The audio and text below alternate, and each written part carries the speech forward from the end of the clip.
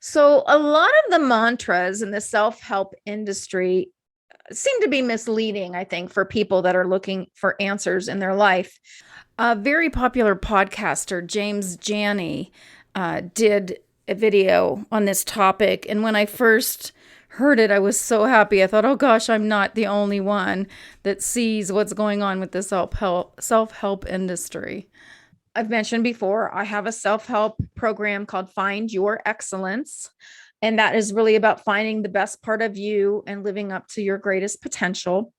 And one thing I noticed, when I used to have the classes live, now I just do them online, but when I used to have them live, I would, I would catch myself because I didn't want to mislead people. And there's not one answer to everyone because we're all so different, and what we desire is different, and our damage is different, and what we have to work on, and our personalities. So there's not, a cookie cutter answer.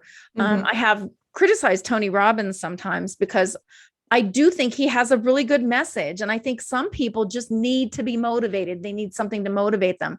But I've found that motivation has to come internally. Like you can't go to a seminar or a webinar and you get all fired up while you're there, but it's not who, you leave and it's still not who you are. So it has to come from inside. You have to find it yourself. I have a friend who's from a long line of Zen Masters, and her work is internal and it's one-on-one. And I think that's just so much more beneficial than just going to a seminar and getting all fired up because everybody else around you is. And her work is very deep. That's the only word I can say for it. I mean, it's more than the superficial world that we're dealing with. And it seems, like she has great success, and she's helped some amazing people in what she does. I think what did me in is I had this client. She wanted to be a famous actor. And I just felt like I was giving her assignments because I told her she needs to work on other stuff. Like I can't help her. I'm not an acting coach. I'm not an agent or manager. I can give her, advice from my own experiences, but, I have to help her become the person that is molded to be that famous person. And I'd give her activities and exercises to do during the week when we talk the next time, and she wouldn't do them. And I finally had to tell her, I'm like, I can't help you. Like, if you're not going to do these exercises. And I realized really it was a laziness. It was wanting the fame and glory, not the experience. So she wanted the end result without doing the work. And I feel like that's in our lives. A lot of people are doing that. They're looking for, they want to be the owner of the company or the CEO, or they want to, marry the arm candy, or they're looking for the end result. And then of course, thinking that that's going to make them happy. And it still wouldn't, because it's really the journey through life and the experiences. And there's some things that no one else could teach you because you have to live through it. Yeah, especially with, I know a lot of actors that are that way, that they want to be, they want the fame of being an actor. They want possibly the money, but they don't really want to do the work that you have to do to become a good actor. I've had some friends like that already that I know, but that's, again, it can go in other avenues as well. Like they want the result and not the work. Having said that, self-help books have helped me a lot when I was younger. Like when I went through a bad breakup, I turned to self-help books. And at the time, they really helped me because I had never really thought the way they were teaching. I'd never really thought about that philosophy, whatever the book was at the time. So I remember reading about 3 of them. I think the first one I ever read was Don't Sweat the Small Stuff. And I remember that one was like, it just really changed my life, Wow. Because just the little things that you were, don't worry about your tray being full, because if you die tomorrow, your tray is going to be full, because I was always so stressed out trying to do things. So that was a very simplistic one that really helped me a lot. And then the 4 Agreements really helped me a lot because it looked from, it took away a lot of things that I would always take things personally. And I remember one of the things was don't ever take anything personally, because you don't understand where someone's coming from, when they say something to you. They're coming from their past experience or what just happened to them. Their issue. Yeah. Yeah. So little thing, that book too just changed my life at a young age. And but I know what you're saying. In general, it's turned into this whole big industry. Yep. Where it's about money making and profit. Yeah. Instead of being more genuine, which, Mm-hmm. when I set out to find your excellence, I certainly wasn't claiming. I did get certified as a master life coach. I took classes and everything. I wanted to, understand what I was doing. It's not psychology. You're not giving people the answers, and so I created Find Your Excellence. Really, it's very simple exercises and activities that make you think, that make you think about your life and what you want in life. Because I would always start the class out saying, I'd always say, who's here to, I can't remember how I'd word it, but something like to get answers. And, I'd say, raise your hand. And, most of the people would raise their hand, and I'd be like, well, you might as well leave right now, because I have no answers for you. And they'd all be like, huh? And, because that's the truth. I'd say, you're going to do some exercises and activities today that are going to make you think about your life and what you want. But I don't know. I'm not you. I'm not living in your shoes. And so I feel like a little bit like Tony Robbins. I guess I use him because he's the original, and he's amazing. He's so charismatic, and he does get you really fired up. And, he has people walking on hot coals now to make them. That's the new guru thing, is they make you do something to test yourself beyond your limits and to show you that you can do more than you ever thought you could do. And that is exhilarating. But usually that's not the issue that's holding people back. It's usually some kind of psychological thing from childhood or whatever. So, working through, or you're, learning how to deal with people or understand people. And we're all so different, and learning better people skills and having more confidence. And so getting fired up in a webinar or seminar is not really the answer. And they charge a lot of money for these webinars and seminars. And I've never taken one of Tony Robbins' deeper courses. I'm sure they probably are helpful to people, but also, I don't know. I started getting skeptical. And as you said, I used to watch Oprah, and it helped me work through, the angst of youth and things that have happened, and understanding things. And it would push me to think deeper. So I'm not saying self-help industry is not beneficial to people. I think there's a value in self-examination. I like to call it self-examination instead of self-help, because self-help, helping yourself, requires self-analysis, being able to look at yourself, like, why do I do this, and what do I do in this situation, and why, and understand a deeper understanding of yourself. And then also, in my Find Your Excellence course, I think it's a very helpful but basic course, and almost anyone, I don't care how amazing you are, will get something out of it, would get something out, because there's so many different, there's different, there's talk about career, talk about finance, talk about relationships, talk about family, friends, like there's all these different categories. But I think sometimes when people walk away and they feel like, they already are in a good place, the one thing that I've learned is those are usually the people who are struggling more, but they walk away feeling like, oh, I already got that. I already know that. And the people that are most successful are the ones that usually, oh yeah, I learned something there. Because they're open, being open to learning too, and wanting to better yourself, and knowing that we're all imperfect, I think is important too. So I think the self-help industry. Oh, I know what we were going to talk about, Kimbra. What? We've talked about a little bit about it, but how the self-help industry can veer off into kind of the cultish thing, where that Nexium, where what was his name? I forget his name, but the girl from Smallville was part of that. Oh, right. That's true. And then the guy that I dated, Joe Lara, ended up marrying this woman, Gwen Shamblin, I think. Gwen Shamblin, the one that they just passed away, right? In a plane crash, they just died in an airplane that he was flying, a little airplane that he was flying. 7 people on board died. But after that happened, I was so haunted, because I knew him, having spent time with this guy. We went on dates. He was very sweet.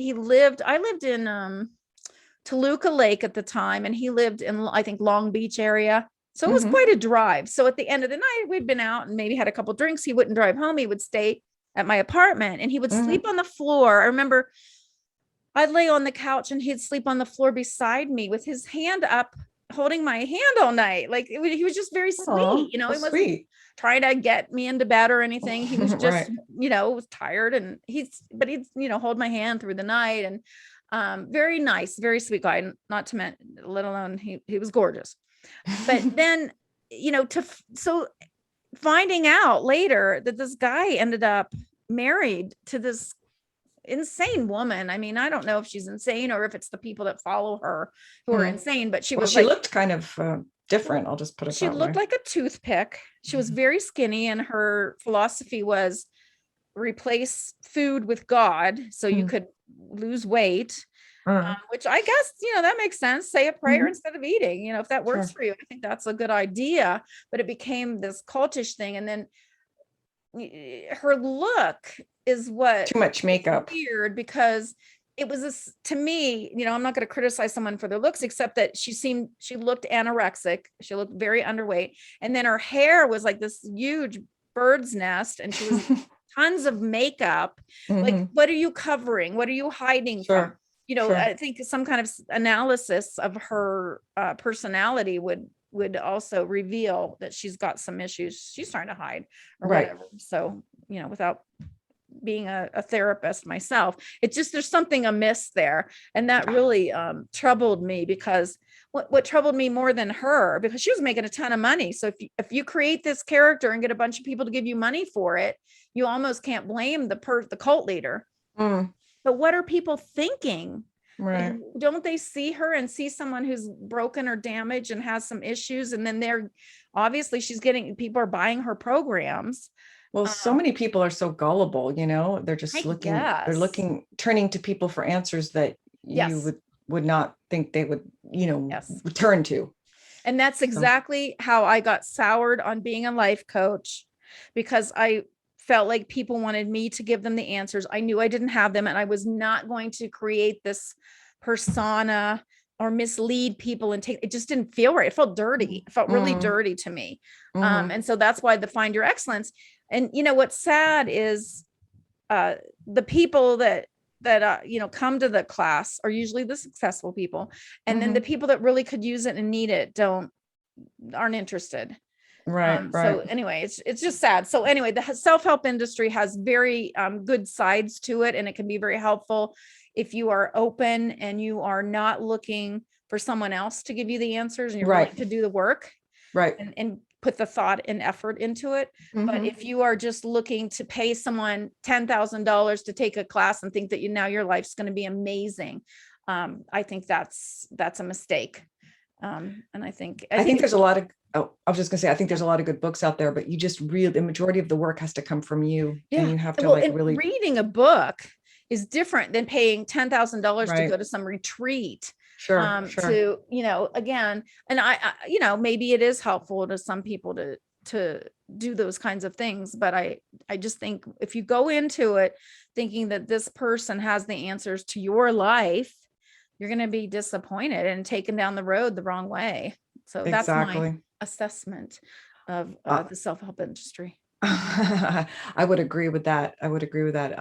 It's just turned into this huge money-making thing that people have to just be more, cautious, and they have to really, why are you following this person who looks so strange in the first place? Yeah, that one is just troubling. I'm having a hard time shaking that. The fact that he seemed so normal, and then he ends up with this woman. And maybe that was about money too. She was very wealthy, so maybe it was just drawn to her for her money, which is gross too. And what a sad ending they had, huh? Yeah. He sounded like he was a sweet guy when you knew him.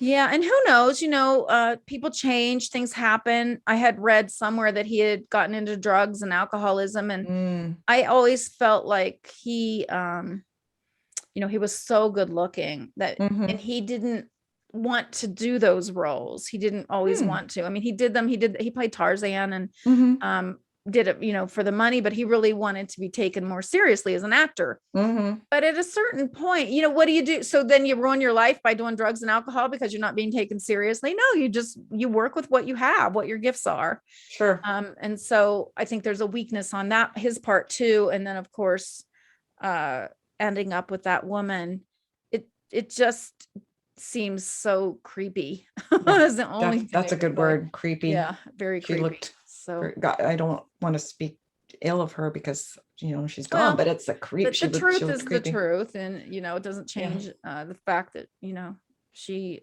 took advantage of people. That's true. And it reminds me a little bit of that Tammy Faye Baker, right? Isn't that her name? Yeah, a little bit of her. Jim and Tammy Faye Baker, and that movie's coming out soon, right? Yeah, I haven't seen it, but I got invited to it. But if I see it, we can talk about that on it. Do you know who played her in the movie? I thought it was Jessica Chastain. I think. Okay. I think it was. She supposedly she does a really good job acting. Well, and she was another one, Tammy Faye Baker, that wore the heavy makeup and those really big eyelashes. And it's like something's missing. You're overcompensating with makeup and hair, big hair, and I don't know what what that would mean, but to me it means something's amiss. There's something wrong.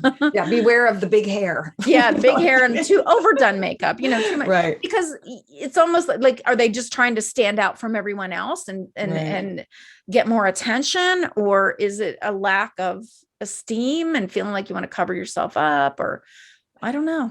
Maybe a combination of all of the above, So those listening, something to think about. And we would love to hear your comments on that. Like, what do you think about these religious, spiritual leaders that are, overdone and charging a lot of money for their little retreats and seminars and stuff? Hey, and it's worth it if it's life-changing, but still in the end, I think reading a book could be more life-changing than a seminar. That's true. Like something that really makes you think. And a lot less expensive too. Exactly.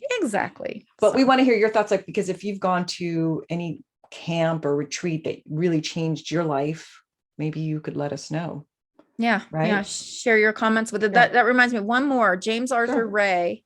I went to one of his seminars in Beverly Hills with a friend years ago and loved it. I loved him. He was so amazing. And then he did one of those retreats. I don't know where it was, maybe Arizona or something. And people died. They were in a tent and it was like a sauna, and he was trying to push them to their limits. Oh my God. And 2 or 3 people died. And I don't want to say what happened because I'm not sure 100%. You can look it up, James Arthur Ray, but I think he was found guilty of being responsible for their deaths. But sad. Or something. At least he was. There was a court case, a trial on it, and I liked him very much, and I think he was very inspirational. So I'm not saying that he was at fault. Maybe he wasn't. You have to know your own limits too, and so. I think that's something to keep in mind too. So if you are getting involved in any of these self-help groups, just know your limits and that's true. Know when to say no, because I think that shows tremendous strength too, to get up and walk out and go, no, this is not feeling good. It doesn't feel right. Trust your gut, as I always say. But a lot of people get, like we were saying before, some people don't know how to feel their gut. They don't know how to follow it, because they've been damaged in some way, Yeah. Yep. But the closer you get back to healing, you will start to be able to follow your own gut, feel your trust your feelings more. Yeah. Well, yeah. Not let someone, any of these people, these spiritual gurus are no different than all of us. Hats off to them for wanting to share their life lessons, because that was my intention with creating Find Your Excellence. I just saw a way to maybe help some people from my own lessons. And so, but I wasn't trying to get rich or trying to be anything special to these people. In fact, I remember, I think I mentioned this on one of our other podcasts. A guy from Landmark Forum had read I sent it to him, and he had read it, and he's like, well, your introduction, you need to take authority. You need to, make people see that you're the authority. And I was like, no, I'm not going to mislead people. That I'm just another human being who's lived through life, and I might have deeper observations. I'm very, I like to analyze things, very analytical. So I may have thought about things more than most people. Although there's many people way deeper than I am, but I just, I was just trying to help people. I was just trying to, and, make a little bit of money to Sure. make it worth my time. But I wasn't trying to be the spiritual guru, which, I probably could have been. So I would, I recommend to anyone, like, they're human too. Nobody's, we put celebrities and politicians and sports heroes, they're all human. We're all the same. We all cry when our dog dies. We're devastated when our parents die. If we get in a traffic accident, we get a ticket too, or get hurt, or, we're just all humans trying to get through life. So I hope to empower people to feel better about themselves and know that you are stronger than you think and you are smarter than you think. That's true. But think. So just think. Right. Think on right. things. So yeah. It's anyway. It's an introspective thing. And a lot of times people don't want to do that kind of work, to go within yourself and think about things, Well, I always think, so how much more empowering is it to figure something out yourself? So, let's say something breaks and you figure out how to fix it. It's so much more empowering than handing it over to someone else and letting them fix it. Like, of course, you fixed it yourself. Like, and it's the same with you. It's so empowering to know how to do things and to know how you work and understand yourself. So I advise people to really do your own work and think things through. Like you hit the nail on the head, though. It's empowering when you're able to solve your own problems. It's empowering to be able to figure out things. It's empowering to be able to do something, because then you learn that way too, Well, and you might need help, and that's okay. It might be a friend, it might be a therapist, it might be one of these seminars or webinars. You go and you sit there and you listen, and you might get one sentence that changes everything for you. Sometimes that's all it takes. One just change in your point of view could change everything. So I'm not saying don't do it. I encourage it, but also do it with reservation and understand that you're the one that has to do the work. This person can't, they don't know you. They don't know what you're going through. They can motivate you, but they can't fix you. For sure. I agree with that. Yeah. So anywho, we want to hear what anyone else has to say or what you think about self-help and how it's helped you, how you've been helped. Maybe share with us, some program that you've done and it helped you, but that doesn't necessarily mean it's going to help everyone. That's true. But I'm not anti-self-help industry. I just want people to stop being so emotionally and intellectually lazy, because that's what it is. It's just it's laziness. And we have to use our minds and use our brains more to become better. My final word on it. Okay. Well, but again, we want to hear anything that you've read or been to that really changed your life, because, we're always open to hearing about the things that are out there. There's new things that I haven't even heard about, or new books I haven't heard about. Yep. Share. Okay. We'll see you next time, or you'll hear us next time. Yeah. Take care. Okay. Bye. Bye.